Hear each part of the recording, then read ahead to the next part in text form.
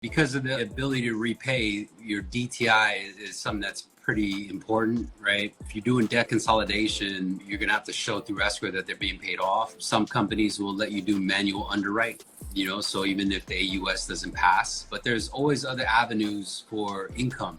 And a lot of LOs don't really recognize that.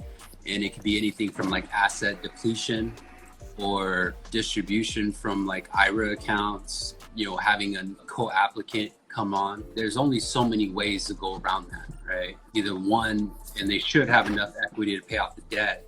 If you're focused on VA loans, they have very high DTI threshold, that can really help you.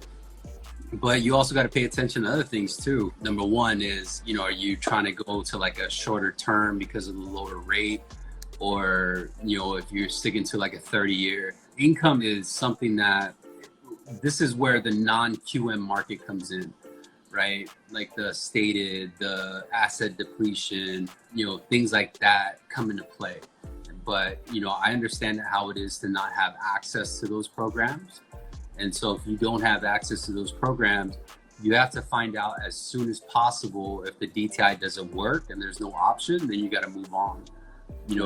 It doesn't mean that you forget about that person. You just check in later on. Oftentimes, a lot of LOs, what they'll do is they'll not have escrow pay off the debt because it'll force escrow to pay off, like send checks to them. If that's one of the reasons, you want to make sure that you have the debt's being paid off through escrow. And also at the same time, if you go through like Freddie Mac, right, they'll allow you to go up to a higher cash back to closer on a rate and term and pay off debt to qualify.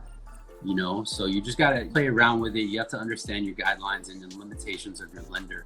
So your lender, may not necessarily have a strong relationship with Fannie Mae or Freddie Mac. And so you have a lot of overlays. Overlays basically means that they got to fit a very cookie cutter shape in order for your lender to fund it. Again, it's really the creativity aspect of it, from debt consolidation to understanding their assets. And if those things don't check off, you got to cut ways, like stay in contact with them, check back in, make sure that they understand the reason why you aren't helping them at that point is because of that.